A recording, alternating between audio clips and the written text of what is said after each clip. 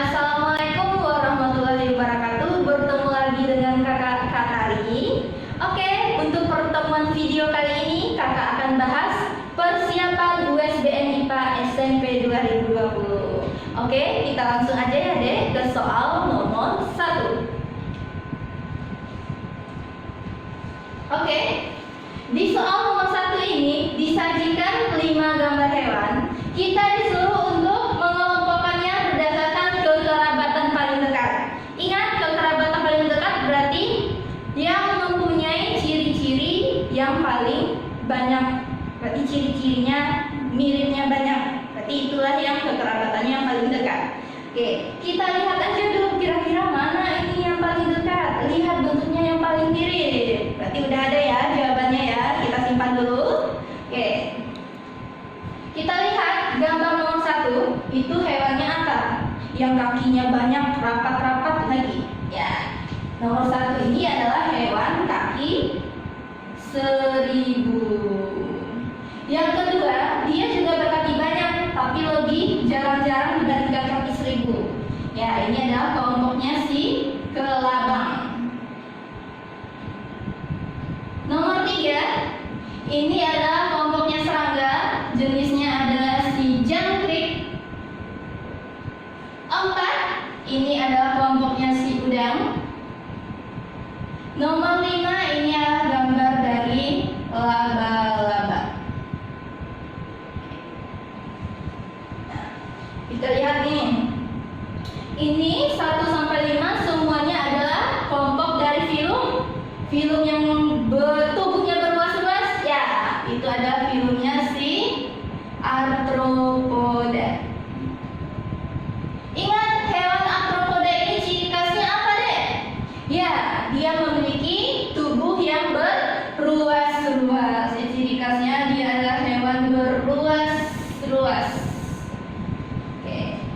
Ingat ya, pembagian kelompok arthropoda berdasarkan jumlah kakinya. Kita udah punya singkatannya yaitu si cair. Oke, kita bahas yang pertama. Si C-nya apa? Itu adalah si crustacea. Crustacea ini jumlah kakinya ada 5 pasang. Contohnya apa deh? Ya, contohnya itu adalah kelompoknya udang dan si tuan crab, si kepiting nih. Ya, kakinya 5 pasang. Yang kedua si A.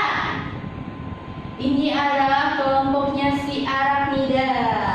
Ini kakinya 4 pasang. Contohnya apa? Inilah si spider nih, si laba-laba. Laba-laba dan hewan kalajengking. Lanjut, si I-nya insekta.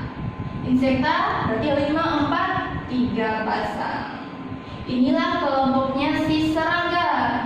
Hewan serangga ini umumnya dia memiliki yang namanya sayap. Terakhir, M. myriapoda.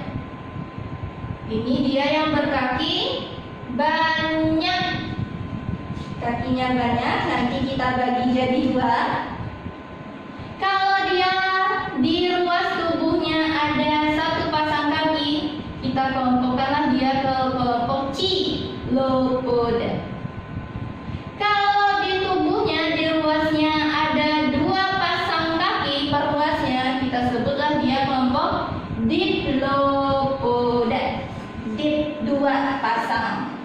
Kalau 1 pasang Chilopoda. Apa contohnya si Chilopoda? Ini contohnya si kelabang. Sedangkan yang Diplopoda, ini kaki 1000. Kalau ini kaki 1000, ya bisa kita anggap kaki 100 lah, karena kakinya lebih sedikit. Oke, berdasarkan penjelasan si caim, ingat ya deh, arthropoda itu caim. C-nya 5 pasang, I-nya 4 pasang, C-nya 5 pasang, A-nya 4 pasang, I-nya 3, N-nya yang banyak. Caim-caim. Oke. Kita lihat nih, mana nih yang jumlah kakinya mirip? Ya, berarti nomor 1 dan 2. 1 dan 2 ini mereka berkaki banyak. Berarti ini yang Diplopoda, ini yang Chilopoda, kelompok si Myriapoda. Sedangkan si jangkrik tadi serangga, kakinya ya cuma 3 pasang peruas. Si udang, krustase, 4 pasang peruas. 5 pasang si udang ya. Sedangkan si laba-laba baru ada 4 pasang. Inilah yang berkaki banyak. Oke, bisa dipahami ya. Jadi untuk mengingat arthropoda, ingat si caim. Oke, kita lanjut ke soal nomor 2. Oke, ini adalah soal tentang kunci dikotom. Nah, kakak kasih trik untuk menjawab soal. Yang ditanya itu adalah kunci determinasi dari kepiting. Kalau kita tahu kepiting itu dia kelompok apa, kita cukup paling gampang itu bacanya dari bawah. Dengan syarat kita udah tahu kepiting itu dia kelompok apa. Tadi kan kita udah kakak jelasin tuh si caim. Kepiting itu dia termasuk yang mana? Ya, dia termasuk yang si C-nya tadi, si krustasea. Oke. Kita lihat di kunci dikotom kita. Krustasea itu adanya di nomor berapa? Oke, di krustasea. Berarti krustasea itu adanya di 4 yang B. Kita tulis berarti 4B. Jadi kita pakai sistem mundur ya, Dek. Oke, 4B. Berarti kita lihat yang di atasnya itu yang ada angka 4-nya. Oke, yang ada angka 4-nya yang mana? Oke, yang ini. Berarti 4 kita lihat. Berarti ternyata 3A. Lanjut. Berarti yang punya angka 3 siapa? Oh, ternyata ini. Kita lihat nih. Oh, 2B. Kita tulis berarti 2B. Lanjut 2B. Berarti yang punya angka 2-nya. Berarti ada 2 pilihan nih. Kita pakai yang mana? Ingat, kelompoknya arthropoda itu hewan bertulang belakang atau tidak? Ya, dia tidak memiliki tulang belakang. Berarti itu 1B. Kita lihat jawabannya yang mana? Di 1B, 2B, 3A, dan 4B. Berarti jawabannya itu adalah si D. Jadi untuk menjawab soal determinasi kita pakai sistem mundur. Saya? Nah, oke, kita lanjut ke soal nomor 3. Oke, soal nomor 3 di sini ini adalah gambar dari si nefron ginjal kita. Di sini dia menanyakan, jika di dalam urin terdapat glukosa, maka bagian nefron yang mengalami gangguan adalah nomor berapa sih? Oke, sebelum kita bahas, kita kasih nama dulu nomor-nomor yang disajikan oleh gambar. Yang pertama, ini yang ada pembuluh darahnya. Berarti di sini tempat terjadi penyaringan itu, ya namanya adalah si G. Ya, glomerulus. Nanti hasil saringan glomerulus akan disalurkan ke pembuluh atau tubulus yang kedua. Apa namanya, Dek? Ya, ini ada si TKP nih. Tubulus contractus proximal. Habis itu lanjut ke ada lengkungan. Si nomor 3, ini si lengkungan si Henle, lengkung Henle. Lanjut ke nomor 5, tubulus apa? Ya, tubulus TKD, tubulus contractus distal. Lanjut, urinnya keluar, dikumpulkan ke nomor 4, si TKK. Si TK, tubulus kolektivus atau pengumpul. Oke, dia nanyanya yang glukosa.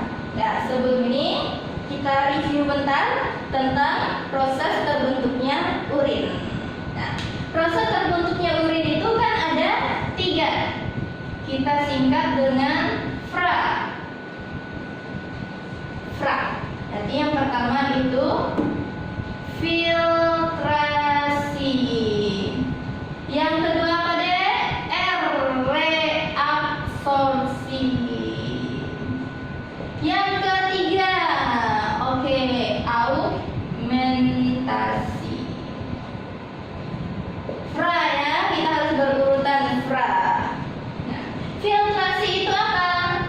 dan ini itu penyaringan.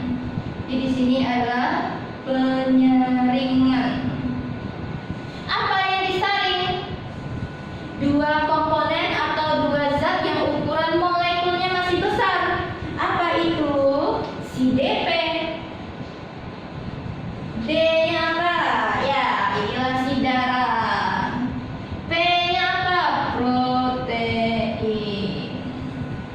Oke? Lanjut, reabsorpsi. Re kembali, absorpsi serap. Berarti ini penyerapan kembali. Apa yang diserap kembali? Berarti yang diserap itu adalah zat-zat yang masih dibutuhkan oleh tubuh kita. Contohnya apa? Yang wajib diserap oleh tubuh itu adalah si glukosa dan asam amino. Sedangkan nanti yang lain itu berdasarkan kebutuhan. Kalau tubuh kita masih butuh air, dia akan serap kembali. Butuh ion-ion, dia serap kembali. Tapi yang wajib diserap itu adalah si asam amino dan glukosa. Bisa dibayangkan apa jawabannya? Ya, jawabannya itu adalah si pembuluh yang tempat terjadinya reabsorpsi. Reabsorpsi itu terjadinya di tubulus TKP. Berarti di nomor 2. Di jawabannya nomor 2.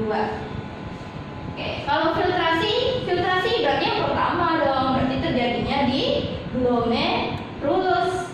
Sedangkan augmentasi, kalau ini terjadinya di tubulus yang selanjutnya, tubulus si distal. Kalau tadi filtrasi glomerulus ya. Akan lanjutin bentar. Kalau augmentasi itu artinya penambahan. Ditambahkan zat yang tidak dibutuhkan oleh tubuh. Berarti alamat mau dibuang. Apa itu? Yang bikin urinnya bau? Ya, itu adalah si amonia. Sama si amonia dan urea. Inilah yang bikin urin kita bau pusing ya. Ya, bisa dilihat ya, filtrasi di glomerulus, reabsorpsi di TKP, augmentasi di TKD. Jadi habis glomerulus itu P dulu, baru D. Jangan kebalik ya. PD, ingat ya PD. P dulu baru D. Oke? Itu jawabannya adalah TKP. Kita lanjut ke soal nomor 4. Oke, nomor 4. Ya, masih gambar yang sama ya, Dek. Di sini pertanyaannya apa? Oh, dia nanya filtrasi nih. Filtrasi itu terjadinya di nomor berapa? Dan zat yang disaringnya itu apa? Tadi kan kita udah bahas. Filtrasi ya yang pertama, otomatis terjadinya di mana? Ya, di glomerulus. Glomerulus nomor 1. Benar nggak? Kita cek dulu dong. Benar nggak di nomor 1 itu yang disaring darah dan protein? Ya, benar. Berarti di glomerulus itu terjadi penyaringan darah dan protein. Makanya urin kita tidak mengandung darah dan protein lagi karena udah disaring oleh si glomerulus. Berarti nanti kalau di urinnya masih ada si darah dan protein, berarti yang salah apa? Yang rusak mengalami gangguan siapa? Otomatis si glomerulusnya. Oke, bisa dipahami ya? Kita lanjut ke soal nomor 5. Soal nomor 5 di sini dikasih bagan bersilangan. Berarti yang disilangkan bunga merah dengan putih menghasilkan merah muda. Berarti ini kita udah tahu nih di pikiran kita. Ini sifatnya dominan atau intermediate. Kalau dia menghasilkan warna baru bukan mengikuti warna induknya, berarti itu sifat dari intermediate. Kita kasih poin dulu. Intermediate, menghasilkan warna baru. Karena warna merah dan putih sama-sama kuat, terjadilah percampuran warna, jadinya merah muda. Itu menandakan sifat persilangannya intermediate. Oke, di sini perintahnya F1. Disuruh menyilangkan dengan sesamanya. Berarti F1 kita silangkan sesama F1. Siapa di sini F1-nya? Jadi kasih tahu nih, berarti N besar, N kecil kita silangkan dengan N besar, N kecil. Ini warna merah muda. Disilangkan juga dengan merah muda.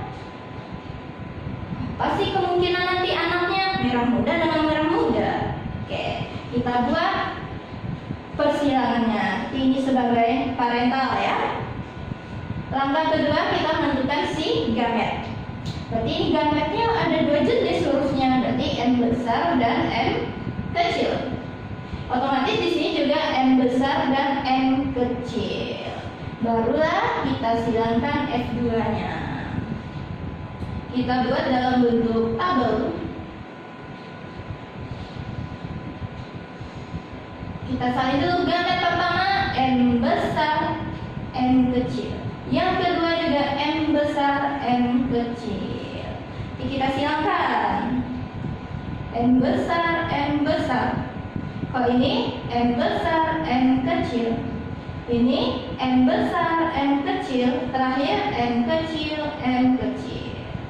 Berarti ada 4 anaknya. Ada N besar, N besar, N besar, N kecil, dan N kecil, N kecil. N besar ada berapa? Wah, cuma ada 1.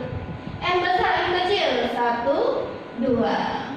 N kecil ada 1 juga. Berarti perbandingannya 1, 2, 1. Kita lihat di soal mana yang ada bunyi 1, 2, 1. Bisa C, bisa D. Karena ini juga 1, 2, 1 ya. Dan kita tanda dulu yang 1. Ini apa? Besar, berarti sifatnya dominan. Berarti ini si merah. N besar, N kecil, baru merah muda. N kecil, baru ini si putih. Jadi ingat, jawabannya adalah si C. Kapan muncul perbandingan 1, 2, 1 di persilangan monohibrid? Ketika yang kita silangkan itu adalah heterozigot sesama heterozigot. Oke, bisa dipahami? Sip. Kita lanjut ke soal nomor 6. Soal nomor 6 ini adalah materi dari sistem reproduksi pelajaran kita kelas 9 ya. Di sini soalnya adalah organ reproduksi wanita. Ya, dia nanya, jika bagian nomor 2 mengalami gangguan, apa yang terjadi? Oke, sebelum kita bahas gangguannya, kita tentukan dulu yang nomor 2 itu apa. Ya, oke. Kita lengkapi aja ya semua nomornya. Nomor 1 dulu. Yang nomor 1 itu yang ditunjuk adalah si jari-jari ini. Ya. Nomor 1 di sini adalah namanya si fimbriae. Fimbriae itu adalah bagian yang akan menangkap sel telur yang sudah matang. Nanti akan dialirkan ke nomor 2. Nomor 2 ini yang kita sebut dengan si tuba fallopi atau ovida. Nomor 3 apa? Nomor 3 yang ini, indung telur kita. Itu yang kita sebut dengan ovarium yang akan menghasilkan telur yang matang. Nomor 4. Nomor 4 itu dia nunjuk di bagian tengah. Yang sini, berarti ini adalah gambar rahim atau uterus. Nomor 5, bagian yang paling luar, paling bawah itulah adalah si vagina. Jadi ingat ya, bagian reproduksi wanita pertama ada si ovarium. Ovarium itu tempat penghasil telur. Makanya nanti ketika telurnya sudah matang, keluarlah itu yang namanya peristiwa ovulasi. Lepasnya sel telur yang sudah matang. Nanti kalau matang ditangkap nih oleh si jari-jari si fimbriae-nya. Makanya fungsi fimbriae itu menangkap sel telur yang sudah matang. Lanjut jalan ke salurannya si tubal fallopi atau ovida. Nanti di sini akan terjadi peristiwa yang namanya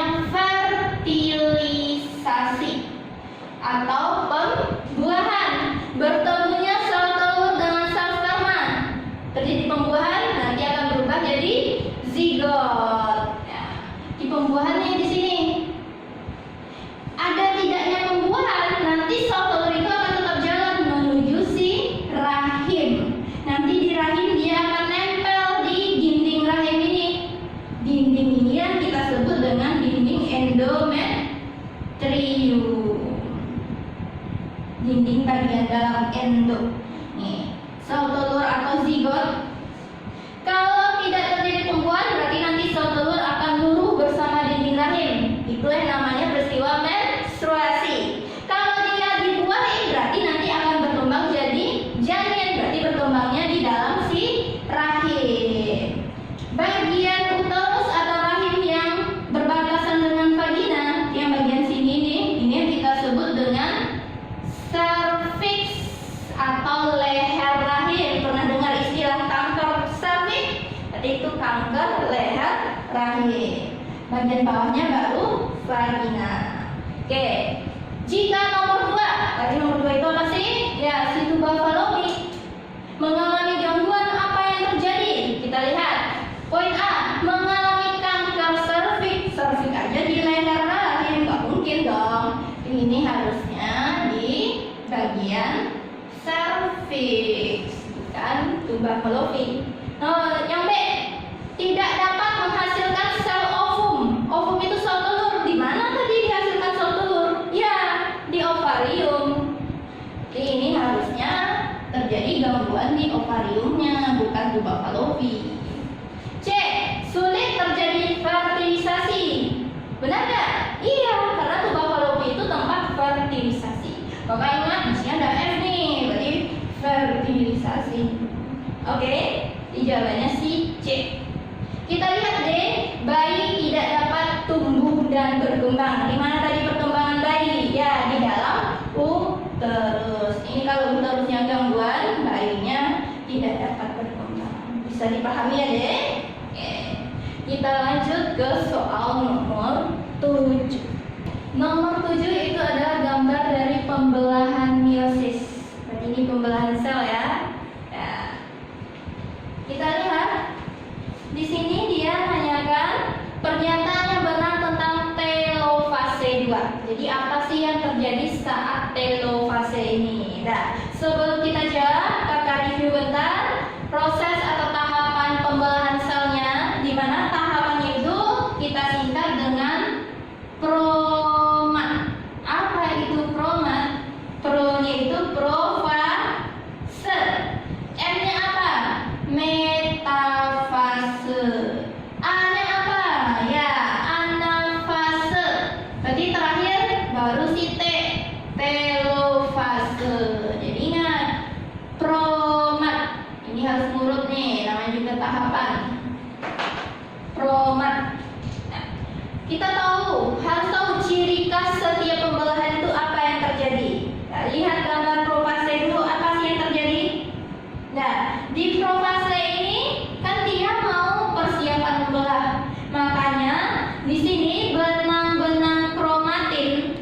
Kromatin itu kan masih benang-benang halus. Nanti dia akan memadat dan memendek, jadilah namanya kromosom. Nih udah menebal dan memendek. Yang kedua apa yang terjadi? Lihat di garis putus-putus. Itu adalah si membran nukleus. Membran nukleusnya mulai menghilang.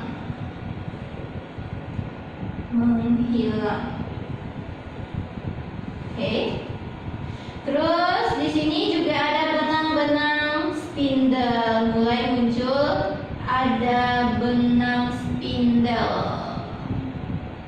Oke.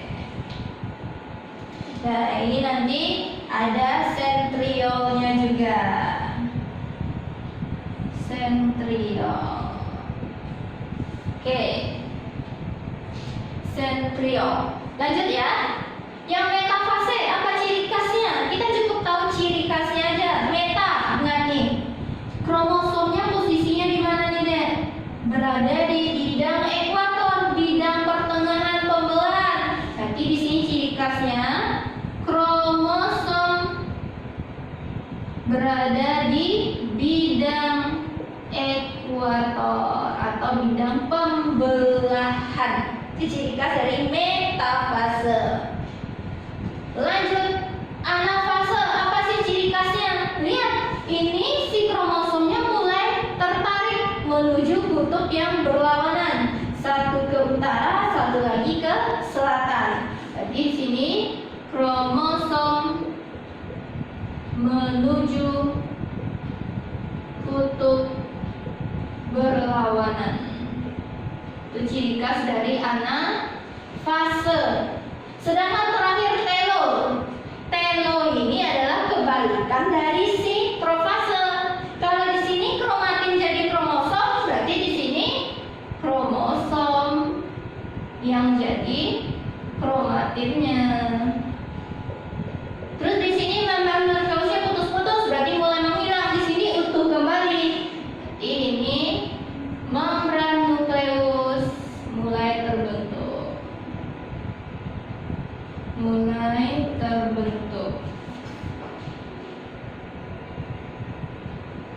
Nah, tadi di sini ada benang spindel. Nah, di sini benang spindelnya mulai menghilang lagi. Bisa diperhati ya. Jadi ingat ciri khasnya, profase persiapan, sedangkan metafase berada di tengah. Anafase tertarik menuju kutub berlawanan. Telo akan menjadi 2 sel anakan. Kalau telofase 1 nanti 2 sel anakan, telofase 2 maka ini jadi 4 sel anakan. Ingat ciri khas per tahap. Oke, kita coba jawab. Pernyataannya benar tentang telofase 2. Kromatit terpisah dan bergerak menuju kutub berlawanan. Tadi kutub yang berlawanan apa deh? Tahapannya mana? Ya, itu adalah si anafase. Ini si anafasenya nih. B. Nukleus terbentuk. Kromosom terurai membentuk kromatin dan sitokinesis terjadi. Berarti ini nukleus terbentuk. Berarti membran nukleusnya mulai ada lagi. Kromosom berubah jadi kromatin lagi. Terjadi pembagian sel, sitokinesis, pembagian sitoplasma. Berarti ini adalah si telofase. Inilah jawabannya. Kita cek dulu nomor 3. Yang si C-nya, kromosom ekuator berada di bidang ekuator, berarti di tengah, yaitu tahap metafase. D. Membran nukleus mulai menghilang. Berarti kalau mulai menghilang berarti dia yang paling awal dong, karena dia siap untuk membelah. Ya, ini tahap dari profase. Oke, berarti tadi kakak udah bahas ada 7 soal. Silahkan adik-adik diulang lagi sambil dipahami soal nomor 1 sampai nomor 7, dan nanti videonya silahkan di pause dulu. Nanti kakak akan lanjut ke nomor selanjutnya. Silakan.